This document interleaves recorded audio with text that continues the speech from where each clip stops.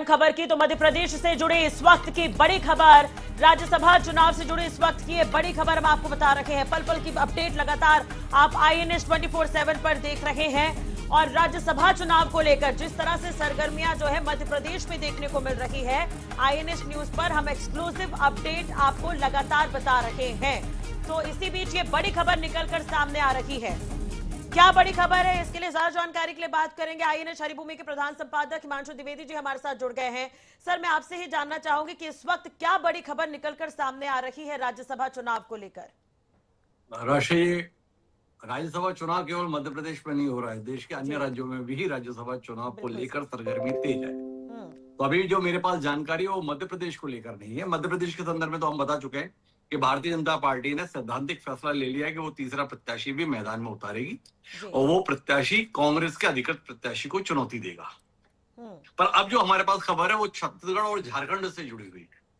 झारखंड में भी राज्यसभा का चुनाव है, वहां पर 2 सीटों के संदर्भ में फैसला होना है। 81 सदस्यीय विधानसभा है, वहां पर गठबंधन है, कांग्रेस का है, झारखंड मुक्ति मोर्चा का है, राष्ट्रीय जनता दल का है, कम्युनिस्ट पार्टी का है। तो ये चारों दल मिलाकर वहां पर सरकार चला रहे हैं। 2 सीटें हैं, किसी भी एक उम्मीदवार को जीतने के लिए 28 वोटों की जरूरत है। मुख्य विपक्षी दल भारतीय जनता पार्टी, उसके साथ JDU है। भारतीय जनता पार्टी के पास 21 वोट है, अन्य सहयोगियों के साथ मिला ले तो वो आंकड़ा 24 पर जाता है।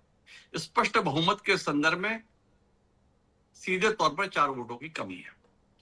पर जो सत्तारूढ़ गठबंधन है उसके बीच में बहुत अच्छे हालात नहीं है। हालात अच्छे ना होने का नतीजा यह है कि झारखंड मुक्ति मोर्चा ने अपनी तरफ से बैद्यनाथ राम को प्रत्याशी घोषित कर दिया, पर वो दूसरा प्रत्याशी उतारने की इच्छुक है।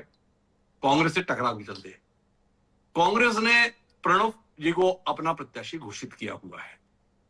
तो जो भारतीय जनता पार्टी है वो ऐसे अवसरों की तलाश में रहती है। तो भारतीय जनता पार्टी को यह समझ में आ रहा है कि सत्तारूढ़ गठबंधन में कहीं ना कहीं दूरियां हैं और इस दूरी का लाभ उठाने की दृष्टि से भारतीय जनता पार्टी अब झारखंड में भी वोटिंग की स्थितियां बनाना चाह रही है और इसमें छत्तीसगढ़ की बड़ी भूमिका है। बड़ी भूमिका यह है कि जहां एक और कांग्रेस ने झारखंड चुनाव के संदर्भ में छत्तीसगढ़ के पूर्व मुख्यमंत्री भूपेश बघेल को अधिकृत तौर पर ऑब्जर्वर नियुक्त किया और वो वहां व्यवस्था में लगे हैं। भूपेश बघेल की रणनीति को चुनौती देने के लिए छत्तीसगढ़ से ही भारतीय जनता पार्टी के शीर्ष नेतृत्व ने उप मुख्यमंत्री विजय शर्मा को बुला लिया है। विजय शर्मा इस समय झारखंड में डेरा डाले हुए हैं, रांची में मौजूद हैं और इस संभावना को तलाश रहे हैं कि भारतीय जनता पार्टी कैसे यहां से जीत हासिल कर सकती है। विजय शर्मा और भूपेश बघेल के बीच में जो प्रतिद्वंद्विता है वो राजनीतिक ना होकर निजी तौर पर भी है। जब भूपेश बघेल मुख्यमंत्री था उस दौरान विजय शर्मा को जेल तक की हवा खानी पड़ी थी। तो दोनों का अतिरिक्त मोहब्बत का संबंध है। उस मोहब्बत के संबंध का लाभ उठाने की चेष्टा में भारतीय जनता पार्टी का शीर्ष नेतृत्व है। विजय शर्मा इससे पहले बिहार में भी राज्यसभा चुनाव के लिए प्रत्याशी थे और वहां पर उन्होंने कमाल की जीत भाजपा को दिलाने में एक बड़ी भूमिका निभाई थी।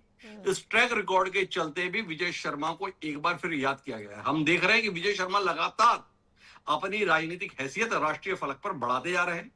बिहार के बाद अब झारखंड के लिए भी भाजपा के शीर्ष नेतृत्व ने उन्हें बुलाया है। नितिन नवीन जो भाजपा के राष्ट्रीय अध्यक्ष, उनके साथ विजय शर्मा ने लंबे समय तक निजी तौर पर काम किया है, तो शायद वो इक्वेशन है जिसके तहत उन्हें बुलावा है। तो अब जो महत्वपूर्ण जानकारी है वो जानकारी है कि मध्य प्रदेश में तो भारतीय जनता पार्टी ने संख्या बल न होते हुए भी राष्ट्रीय प्रत्याशी उतारने का फैसला किया ही था।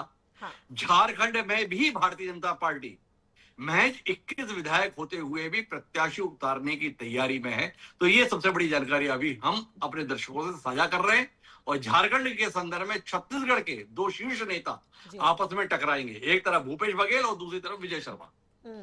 तो यानी कि छत्तीसगढ़ की भूमिका भी अब झारखंड में देखने को मिलेगी और यहाँ की सियासत की हवा जो है वो बीजेपी कांग्रेस में जो स्थिति होती है भूपेश बघेल और विजय शर्मा के बीच, वो वहां पर नजर आएगी। खैर, बाजी कौन मारेगा इस पर भी नजर बनी रहेगी। बहुत बहुत शुक्रिया सर तमाम जानकारी और बातचीत के लिए। तो राज्यसभा चुनाव से जुड़ी ये बड़ी खबर इस वक्त ही हम आपको बता रहे थे, जिसपे झारखंड का जिक्र करते हुए नजर आए INS हरिभूमि के प्रधान संपादक हिमांशु द्विवेदी सर, जिसमें उन्होंने ये जानकारी दी है कि बीजेपी संख्या बल 21 रहते हुए भी झारखंड में प्रत्याशी उतारने की तैयारी में है। हैं, यहाँ यानी कि वहां पर भी वोटिंग की स्थिति बनती हुई नजर आएगी।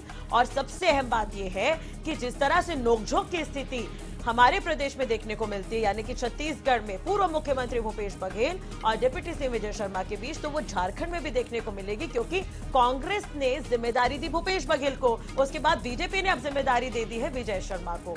तो अब देखिए बाजी कौन मारेगा, इस पर भी नजर बनी रहेगी।